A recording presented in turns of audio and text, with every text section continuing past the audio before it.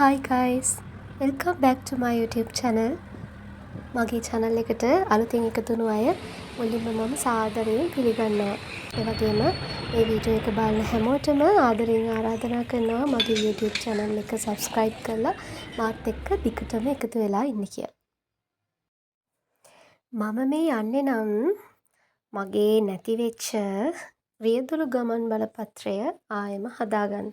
මීට අවුරුද්දකට කලින් හරියටම මම විශ්වවිද්‍යාලේ ඉන්නකොට මට අකරතැබ්බයක් වුණා. බස් එකේදී කවුරු හරි මගේ පර්ස් එක අරගෙන. ඉතින් එතනදී මට මගේ ඩෙන්ටිටි එක, කැම්පස් ID එක, ආටිස්ට් ID එක, ඒ වගේම ලයිසන් එක මේ ඔක්කොම ටික නැති වුණා.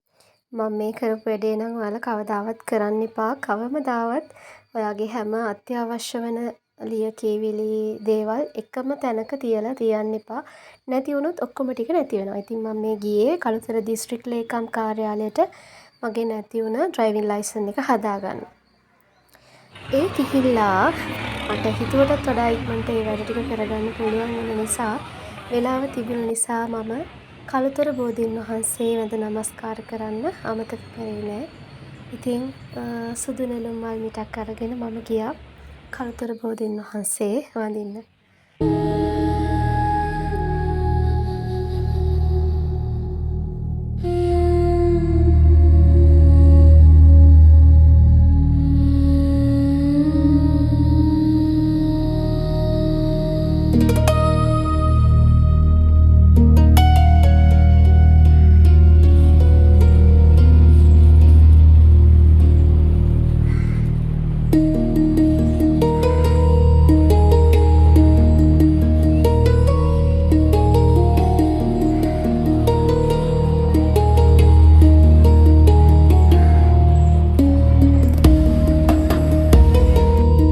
කළුතර බෝධීන් වහන්සේ ඉතාමත් ඉපැරණි ඈත ඉතිහාසයකට උරුමකම් කියන පූජනීය ස්ථානයක්.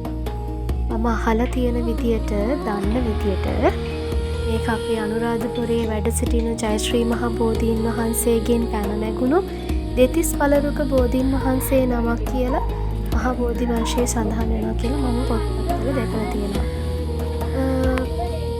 ඉතින් ගොඩාක් හාස්කම් පිරුණු ස්ථානයක් කියලා ඉතින් අපේ ජනප්‍රවාදවල සඳහන් වෙනවා. මං පළවෙනි පාරට මට මතක තියෙන කාලෙක මම පොඩි කාලේ ඇවිත් තියෙනවා වගේ මතකයක් තියෙනවා. නමුත් අද තමයි මම කළුතර බෝධීන් වහන්සේ හරියටම වැඳ නමස්කාර කරගන්න තනියම ආවේ.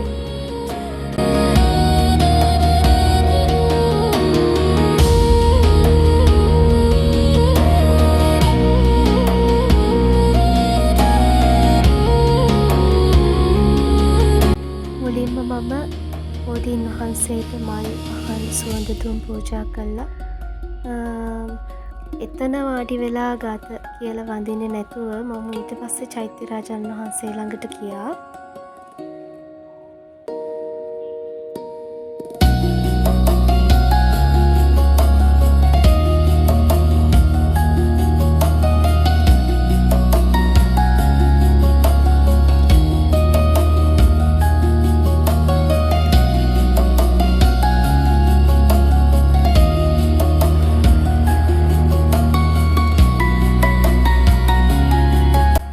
ලංකාවේ තියෙන අනිත් චෛත්‍යවලට වඩා මෙම චෛත්‍ය විශේෂත්වයක් තියෙනවා.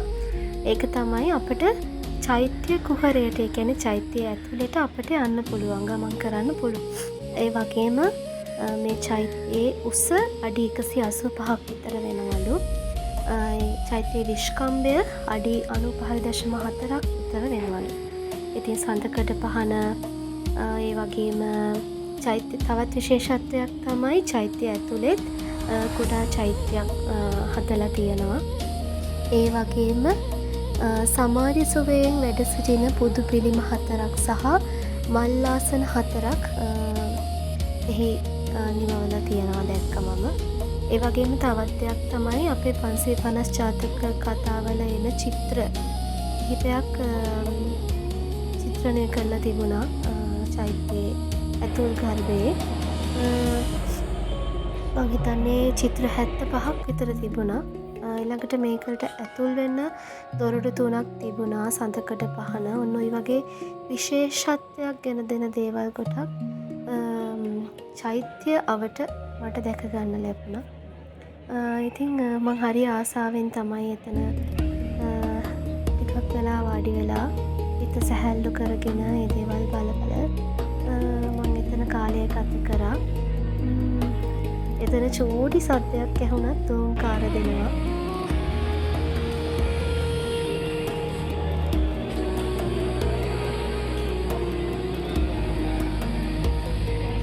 ඊට පස්සේ ගාත කියලා ඉවර වෙලා ටිකක් වෙලා වාඩි වෙලා ඉඳලා මම එළියට ආවා. ඒ ඇවිල්ලා ආයෙම බෝධීන් වහන්සේ ළඟ පොඩි වෙලාවක් ඉඳලා ඊට පස්සේ එතන එහා පැත්තට අපිට පේනවා කළුගඟ. කළුගඟට දිහා චුට්ටක් වෙලා බලාගෙන හිටියා. ඔයාලා දන්නවා ඇති.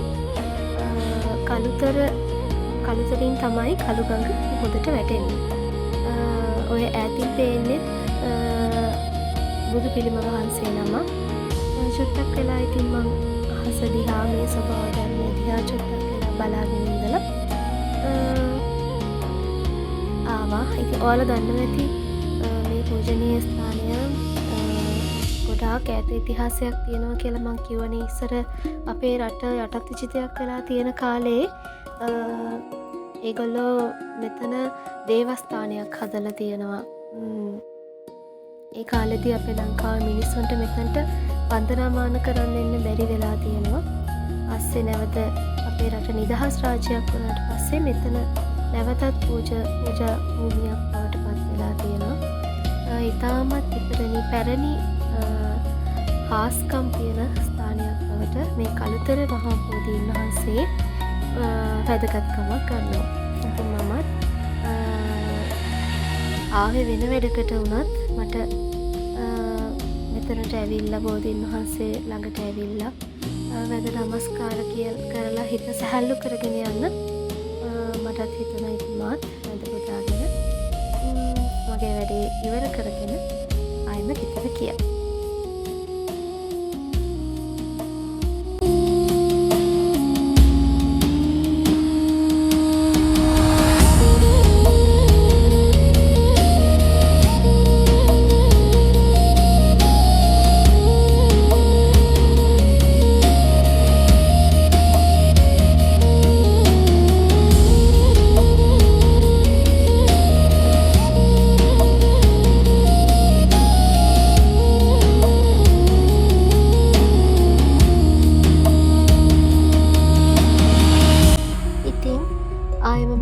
වීඩියෝ එකකින් මං ඔයාලව හම්බෙන්න එනකම් ඔයාලා පරිස්සමින් සතුටින් ඉන්න. හැමෝටම බුදු සරණයි.